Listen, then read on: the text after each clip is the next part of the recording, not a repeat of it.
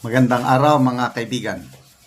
Bigyan natin ng reaction, opinion ngayon itong post o article ng kami.com.ph sa Facebook.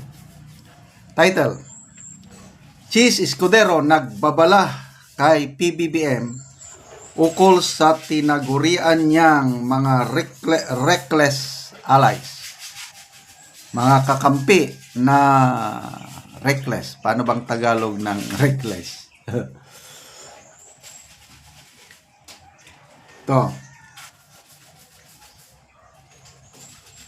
Senate President Cheese Escudero on Thursday urged President Bongbong Marcos to distance himself from reckless allies as the chief executive orchestrates a significant revamp within his cabinet. This council comes at the heels of PBBM's directive for all cabinet officials to submit their courtesy resignations, a move initiated to recalibrate the administration following the recent midterm elections. Escudero, in a statement, hailed the President's call for courtesy resignations as a crucial initial step towards ensuring the government meets public expectation regarding service and performance. Okay? So, pinuri ng Senate President yung ginawa ng Pangulo, courtesy resignation. Ako rin, nung una, na nabighani ako, napabilib ako na ito na. Simula na ng talagang strong leadership kasi pinaresign lahat eh. Kaya lang, after 3 days na ata o 4 days na, ang resulta, iisa o dadalawa pa lang ang klaro na tinanggap ang resignation. DENR pa lang at saka Solicitor General. I don't know yung Special Assistant to the President, pangatlo siguro. Wala namang iba. Ano ba yan? So, to me, parang wala ring nangyari kasi kung talagang i-recalibrate nila, gusto nilang mabago ang takbo ng serbisyo ng gobyerno, dapat medyo mas marami yung panibago. Parehas pa lang eh. The same people. Lalo na yung Solicitor General. Ang ganda ng performance. Tapos, siyang tinanggal. Ano ba yan? Yung DENR ay talagang ano daw yun. Yung nabasa kong mga articles, hindi daw talaga. No? So, that's good.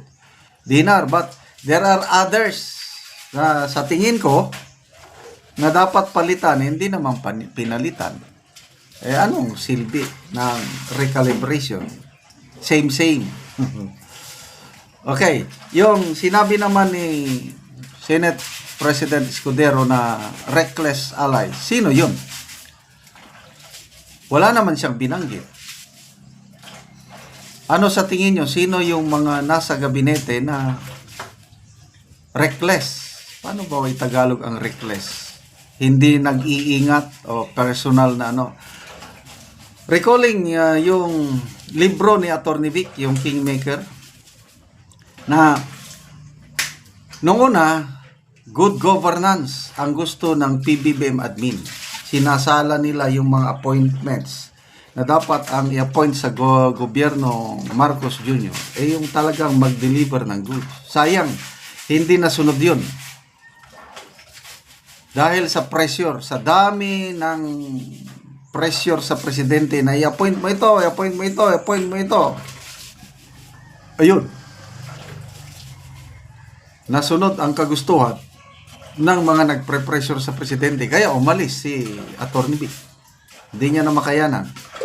Dahil yung mga nire-recommend, yung mga taong malapit sa Pangulo, hindi makapasa kay Atty. Vic. Hanggang away na. O di, napilitan si Atty. Vic, nag-resign. Umalis. So pag-alis na Atty. Vic, yun na. Sunod-sunod ng mga appointments. Ito ngayon, yung sa tingin ko opinion ko lang ito, baka ito na yung sinasabi ni Senator Escudero na reckless allies. So, meron. Kaya lang, hindi naman niya pinangalanan. Kaya, the people have spoken, correct. Itong midterm election, the people have spoken. Malaking sampal sa administrasyon yung resulta ng midterm election. Lalo na yung local absentee voting. Grabe. Men and women in uniform. Overwhelming. Binoto nila Duterte allies. Wala ni isamang kandidato ng alyansa ng administrasyon ang binoto na or nanalo sa local absentee voting. So, anong ibig sabihin nun? Ang mga men and women in uniform, kahit tahimik, dahil bawal sa kanilang magsalita, kailang ginamit nila ang kanilang sacred right, boto nila para ipahayag na hindi kami naniniwala sa kandidato ninyo. Mahinang mayan, despite the fact na pinagmamayabang ng Pangulo na we have the best candidates, we are targeting 12-0. Ito, qualified, experience sila ang magbibigay na sa atin ng magandang kinabukasan. Anong nangyari? 0, wala man lang nanalo. So, baka yun na yung wake-up call. Kaya, naisipan nila na resign kayo lahat at babaguhin namin ang serbisyo. Imbes nga nice start na sana, kailang wala man. Kakaunti man ang inalis. So, tingin ng iba, o kaya itong si Eden Santos, grabe, nagtanong na, di ba pampapogi lang yung ginawa ng Pangulo na bakit pa nag-call ng mass courtesy resignation? Kakaunti naman nila, pwede mang dahil ang mga gabinete, anytime, they can be fired by the president. Bakit pa mass resignation? Dadalawa, tatatlo lang. So, lumalabas, parang alanganin ng Pangulo na sibakin yung gusto niyang sibakin. Ayaw niyang tawagin yung isa, dalawa, tatlong kabinete na alis ka na, hindi niya kayang sabihin ng ganun. Idinamay niya ng lahat. Mass resignation. O di napilitan, nag-resign. Kasi lahat eh. Mamaya, dahil nag-resign, tinanggap, wala na.